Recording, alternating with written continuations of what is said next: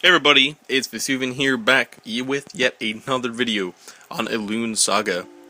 So, sorry for that noise guys, that was my computer. Let me close that out. I decided to make this video to share some information with you guys about some souls, and I've been really analyzing them, and since I'm a free-to-play player, I really focus on what I have and try to make the best of it until I can get a bit higher. So I thought I'd do a little bit of discussing with you on what I have and, what you and many other people may have as well, and how I feel about them and how to fully optimize them. So I just want to get into this right here, right now. I'm just going to go into this tab to show it better for you. So first off, I'm going to start with this card. Many people have probably seen this card before. Ethron, which is the character you have the option of fighting. Well, you don't fight her, you fight some other mobs.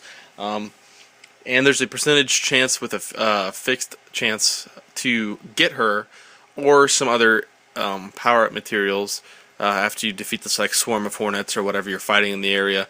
To get this card or those enhanced materials. Not enhanced materials, power-up materials. But, so I've done a couple of them, and then I got her finally. So I was pretty happy about that. I want to go over real quick. Puts a member to sleep for 3 turns. Changes with the awakening and increases their attack. And of course, cooldown decreases, attack increases, and then turns it decreases. So it's a pretty good card, and it's a good card to keep. And I really suggest keeping it for one reason, mainly for the free-to-play players. That it's a 4-star card. It can go to 6-star. That'll be your easiest 6-star card that you can even get. Now, of course, you have the responsibility of enhancing it and powering it up. So that's up to you how you use your resources and what you have to benefit this card. But if you're just letting it lie around and you're not even going to bother using it, I'd suggest tossing it out for inventory space sake. Because after 100 inventory space, you got to spend crystals or soul gems, whatever you want to call them, to upgrade your inventory more. But the reason why I feel like this card's really good, especially in PvP, a lot of people carry bleeds. And a lot of people carry AoEs, especially Fairy. Fairy is a pretty common card. If you don't know Fairy, this card right here. Hold on one second. I'm trying to. Okay, well, hold on. Well, let me go and show you guys like a full view. Here's Fairy. I got her 3-star. It's an AoE.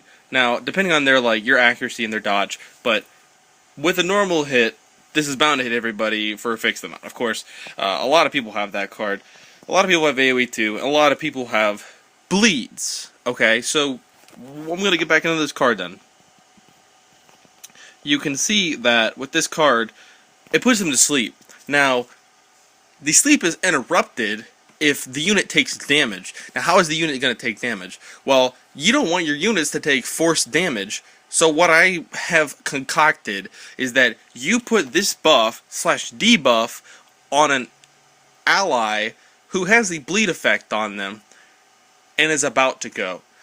Now what that does is it gives them attack buff instantly and awakes them from sleep. So you're not losing any turns of the attack bonus, and you're going to really get rid of sleep completely. However, one thing you can also do is put a cleanse on your team, but I mean that's just taking up even more inventory slots, and some people might not even get one of those because I don't believe there's any 2-stars that do that. But I mean, not any I've seen. But anyways, that was how I feel like you can truly optimize that card. Now you can always put on anybody else, but it's a very situational card, I feel. And do with what you want. I feel like it's worth putting on a spot, especially low-level PvP. People pull like all sorts of bleeds, especially that Noom card, which everybody starts with. So there's bound to have every couple teams at least have that card, and especially there's a couple bleed cards early on, such as Hound. There's even some like weak AoEs that so many people will have, so you should be able to at least break that, and hopefully, you don't lose the effect too much. The reason why you need to get rid of the sleep is because the sleep and the attack buff have the same timer. Now, unless you have Sophia, where her buffs are increased, but debuffs aren't, of course, right here. Costumes, right here. Not this one. This one right here. Where your buffs will extend for 1 turn. may not be an issue, but that's only one turn of damage. So personally, I like to get the most out of my buffs and make sure that my characters are the most optimized they can be. Also, you gotta keep in mind, CC is your best friend in PvP. And, of course, dots are, but, you know, dots start getting, like, outscaled once people have, like, huge health. And, of course, it's not scaled on percentage health, so dots are really only good, you know, the higher you go. Low-level dots are pretty useless, so I'd suggest building your team accordingly, depending on where you are and how you feel you match up. Unless, you know, you're going for the stat boosts. And the stat boosts, you know, they're pretty good. They're the one or two reasons why you would pick a card and level it up, enhance it so much. But two of the cards that I like to mention the most in PvP for CC based, which are really easy to acquire. So we go right here and we check out Vesuviant, or you can just support Earthquake. 30% damage all enemies and stuns all for 20% chance on each each enemy, which accounts to a total of 80% chance to get a stun. Now this only will apply, I believe, if you actually hit them. I'm not sure exactly, because I've missed people and nothing happens, but I've hit the other people, so I think it will only account on people you actually physically hit. Then it applies the 20% chance. So that's 1 out of 5. That's almost a guarantee if you hit everybody. But, you know, of course, take it with a grain of salt. I like the card. I use it sometimes, and it's helped me get tough situations, so do with what you want. Another card which a lot of people use, and a lot of people are familiar, and have seen too many of, or just enough of, are these Behemoths, Guardian Behemoths, which are preferably good on tanks, people who can take damage. I don't know why I see them on archers, or even the mage. I don't know.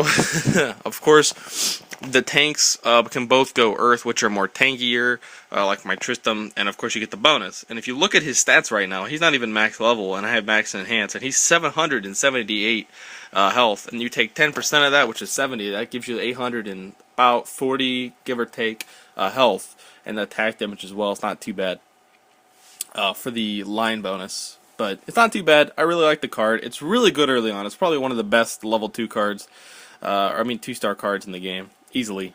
It reflects 50% of the damage back to the enemy for 2 rounds. So if you know you're going to be taking a big hit, or you're not going to be able to resist any of this, I highly suggest don't put any shield on this character, because it'll almost just rid half of the card's effect. So it's kind of like an okay ability, but if you have this card, I suggest you have some sort of healer to back them up, because if you can just keep healing that card who has the shield reflect on him, then that's good. The Rainbow Reflection card, which I'm going to go into real quick, I think I have it in the Codex, is a very similar effect, if I can find it.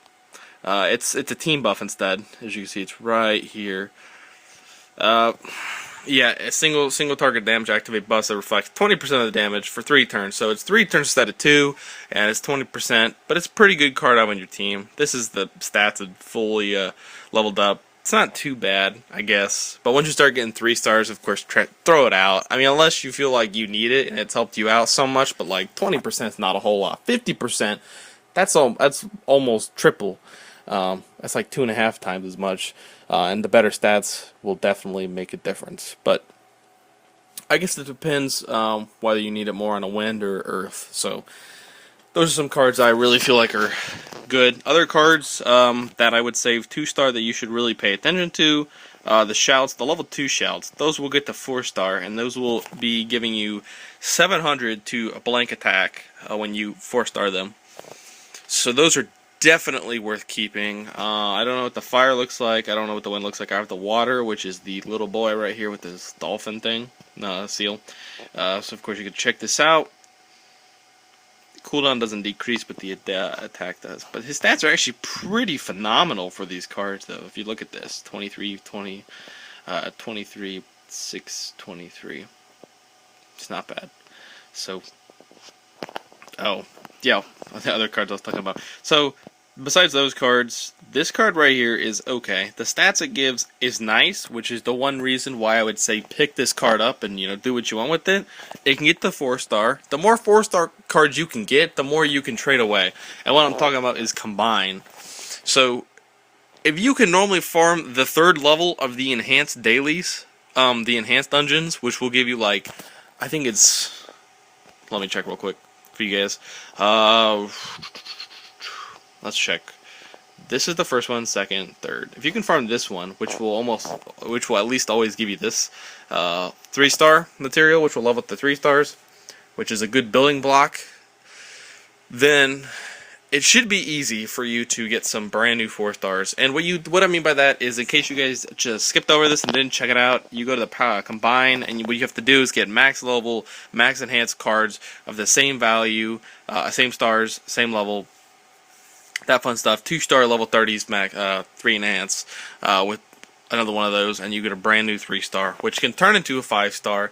You do that 2 times, transfer those 5 stars into brand new natural 5 stars or whatever, and get some 6 stars. So if you think about it, put your mind to it, really map out your cards and see, you know, what you need and what you don't need is like the real key point.